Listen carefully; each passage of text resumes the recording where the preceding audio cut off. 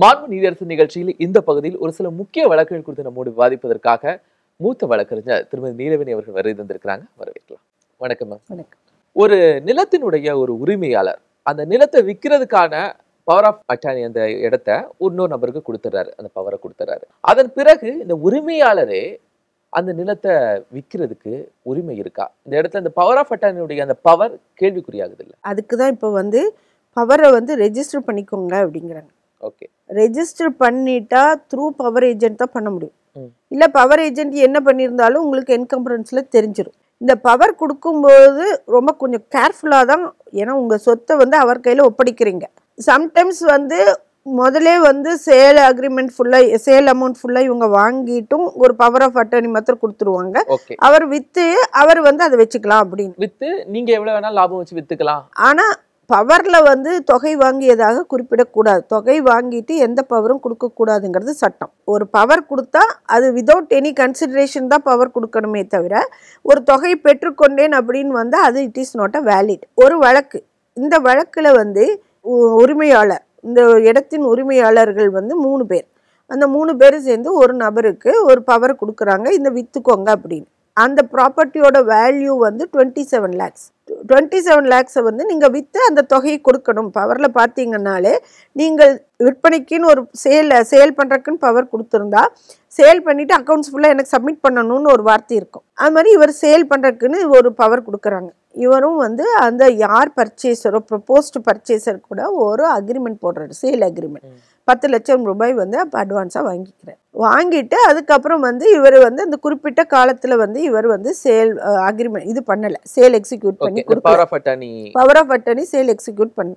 ஆகவே இவர் ஒரு ஸ்பெசிஃபிக் பெர்ஃபார்மன்ஸ், இந்த மாதிரி நான் பணத்தை ரெடியாக இருக்குது, மீதி 17 லட்சத்தை கட்ட, அதனால எனக்கு உடனடியாக எனக்கு சேல் பண்ணி கொடுக்க சொல்லுங்கள், எக்ஸிக்யூட் பண்ணி கொடுக்க சொல்லுங்கள், சேல் டீட் போட்டு கொடுக்க சொல்லுங்கள் அப்படின்னு ஒரு வழக்கு தாக்கல் செய்கிறார். அந்த வழக்கு மீடியேஷன் சென்டர், மீடியேஷன் கன்சிலியேஷன் சென்டருக்கு போகுது. சமரச தீர்வு மையத்திற்கு இது சமரசமாக முடிச்சுக்க முடியும் அப்படின்னா இவங்க ஒத்துட்டாங்கன்னா முடிஞ்சதில்லை கேஸு. இந்த நீதிமன்றத்துக்கு போய் பல வாய்தாக்கள் வாங்கி வேண்டியதில்லை அப்படிங்கிறதுக்காக ஏற்படுத்தப்பட்டது தான் மீடியேஷன் சென்டர். அங்கே போகும்போது இவர்களுக்குள்ள இந்த 3வது அந்த உரிமையாளர்களும் ஒருவர் இதுக்கு ஒத்திசைவு வரல, அவர் கன்சர்ன் கொடுக்காததுனால திரும்பவும் இது ரெகுலர் கோர்ட்டுக்கு வருது. ரெகுலர் கோர்ட்டுக்கு வரும் பொழுது இந்த 4ஆம் பிரதிவாதி பவர் ஆஃப் அட்டர்னி வக்காலத்து போடாமல் விட்டுறாரு. ஒரு வழக்கறிஞர் வச்சு அவர் வழக்கறிஞர் அதில் ஆஜராகலை.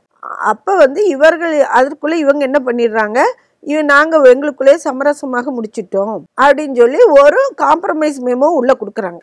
யார் 2 பேருக்குள்ள சமரசமா முடிச்சு, அதாவது இந்த வாங்க போறவரும் உரிமையாளர்களுக்குள்ள. ஓகே. அப்போ இப்போதான் நெட்ல என்ன ஹியரிங் என்ன ஆனாலும் அன்னைக்கு நெட்ல வந்துடுது, அப்டேட் ஆயிரும். அந்த மாதிரி இந்த வழக்குல என்ன நடந்திருக்குன்னு பார்க்கும்போது இந்த 4ஆம் பிரதிவாதி இல்லாமலேயே இவர்களுக்குள் ஒரு சமரசம் ஏற்பட்டதாக அதுல ஏற்பட்டு இந்த வழக்கை முடிக்கும் நிலையில் வந்துருச்சு. அப்படி இல்ல, 4ஆம் பிரதிவாதினா அந்த பவர் ஆஃப் அட்டர்னி தான் 4ஆம் பிரதிவாதி. அந்த பவர் ஆஃப் அட்டர்னி இல்லாமலேயே இந்த வழக்கை முடித்துக் கொள்வதற்கான ஏற்பாடுகள் அனைத்தும் ஆகிவிட்டது. இவர்களுக்குள்ள பேசி சமரசம் ஆயிடுச்சு. ஒரு காம்ப்ரமைஸ் மெமோ வேற, மீடியேஷன்ல காம்ப்ரமைஸ் ஆகலை. ஆனால் அதைவே இங்கே 4ஆம் பிரதிவாதி இல்லாமலேயே இவர்கள் காம்ப்ரமைஸுக்குன்னு போறாங்க. மீடியேஷன் சென்டர்ல பவர் ஆஃப் அட்டர்னி அப்பீர் ஆயிருக்கார். ரெகுலர் நீதிமன்றத்திற்கு தான் வாய்தாக்கு வரல. அதற்குள்ளவே இவர்கள் இப்படி பண்ணதுனால ஆகவே இவர் மேல்முறையீடாக உயர் நீதிமன்றத்திற்கு போகிறார். இந்த மாதிரி நான் இல்லாம இந்த வழக்கை இவர்கள் முடித்திருக்க கூடாது, என்ன நான் தான் பவர் ஆஃப் அட்டர்னி, எனக்கு எல்லா பவரும் கொடுத்துருக்காங்க, ஆகவே அந்த சொத்தை பொறுத்து எனக்கு என்ன டிரான்சாக்ஷன் நடக்குது என்னங்கிறது எனக்கு தெரியணும், ஆகவே நான் இல்லாம முடிச்சது தவறு, இந்த வழக்கை மீண்டும் திரும்ப எடுத்து என்னையும் வைத்து இந்த வழக்கை நடத்த வேண்டும் அப்படின்னு சொல்லி இதை விசாரித்த வேலுமணி ஜஸ்டிஸ் அவங்க என்ன சொல்றாங்கன்னா, ஒரு பவரை கொடுத்துட்றீங்க, அந்த பவரை கொடுத்துட்டு இப்ப பொது அதிகாரம் கொடுத்த நபர் இல்லாமல் நீங்கள் அந்த டிரான்சாக்ஷன் முடிக்க முடியாது. ஏன்னா பொது அதிகாரம் அந்த நபர் தான் அந்த யார் வாங்குறாங்களோ அவங்களோட அக்ரிமெண்ட் போட்டிருக்காங்க. அதுக்காக தான் நம்ம அந்த அதிகாரத்தையே கொடுக்குறோம். இப்போ நீங்க ரெஜிஸ்ட்ரேஷன் இப்போ எல்லா sale agreements any transaction about 10,000 is a mandatory that it has to be registered. 10,000 ரூபாய்க்கு மேல என்ன பண்ணாலும் ரெஜிஸ்டர் பண்ணிரணும், கட்டாயம் பதிவு செய்யணும். அது இந்த மாதிரி சொத்துக்கள் பரிமாற்றங்கள் அப்படிங்கும்போது அது வந்து பவர் ஆஃப் அட்டர்னி மூலமாக தான் சேல் அக்ரிமெண்ட் போட்டிருக்காங்க. ஸோ இந்த யார் சேல் அக்ரிமெண்ட் போட்டாங்களோ அவங்க தான் வந்து சேல் எக்ஸிக்யூட் பண்ணி கொடுக்க முடியும். இந்த வழக்கில் வந்து பவர் ஆஃப் அட்டர்னி தான் சேல் அக்ரிமெண்ட் போட்டதுனால, இவர்களுக்காக அவர் போட்டதுனால அவர் பவர் ஆஃப் அட்டர்னி மட்டும்தான் சேல் எக்ஸிக்யூட் பண்ணி கொடுக்க முடியும். அதனை ரத்து செய்து இவ்வளோ பிரச்சனைகள் இருக்கீங்க. அதனால அதே நபருக்கு செயல் பண்ணி கொடுக்கும் பொழுது அவரை வைத்துதான் செய்ய வேண்டும் அப்படின்னு சொல்லி மீண்டும் இந்த வழக்கை விசாரித்து நீங்கள் ஒரு முடிவுக்கு வரணும் அப்படின்னு சொல்லி நீதியரசர் வேலுமணி அவர்கள் உத்தரவு பிறப்பித்துள்ளார்கள். அப்போ ஒரு பவர் ஆஃப் அட்டார்னிக்குள்ள பவர் அப்படிங்கிறது ரொம்ப முக்கியமானது. அப்ப அந்த முக்கியமான பருப்பாக தான் அவருக்கு அந்த பவரை கொடுக்குறாங்க. நீங்க வித்து எனக்காக நீங்க வித்துருங்க அப்படின்னு சொத்தி அவர் கையில கொடுத்துடுறாங்க. அப்ப உரிமையாளர் இதை கொடுக்கும்போது ரொம்ப கவனமா கொடுக்கணும். கவனமாக செயல்பட, யாருக்கிட்ட கொடுக்குறோம், எவ்வளவு நம்பிக்கையானவங்கிட்ட கொடுக்குறோம் அப்படிங்கிறது, எதற்காக கொடுக்குறோம் அப்படிங்கறதெல்லாம் பார்த்துதான் ஒரு பவரை போடணும். ஓகே, இந்த பவர் ஆஃப் அட்டர்னிங்கிறது ஒரு குறிப்பிட்ட வருடங்களுக்கு அப்படின்னு கொடுப்பாங்களா, இல்ல இவங்களுடைய அந்த பீரியட் எவ்வளவு இருக்கும்? அது வந்து இவர்களாக ஒன்னா இந்த கொடுத்த பிரின்சிபல் வந்து அதை கேன்சல் பண்ணணும்.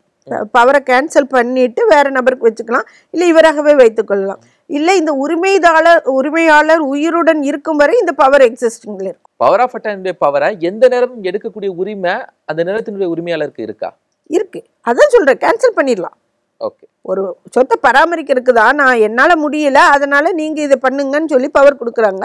நானே எனக்கு பண்ணிக்க முடியும் அப்படின்னா தாராளமா இவர் பண்ணிட்டு அதை கேன்சல் பண்ணிடலாம். ஆனா அப்ப இந்த வழக்குல சிக்கலான விஷயம் என்னன்னா பவர் ஆஃப் அக்ரிமெண்ட் போட்டுட்டதான் சிக்கல். ஓகே, அதுக்கு பிறகு நீங்க என்ன பண்ண முடியாது? அவர் இல்லாம இந்த டிரான்சாக்சன் முடிவு பண்ண முடியாது அப்படிங்கறதா இந்த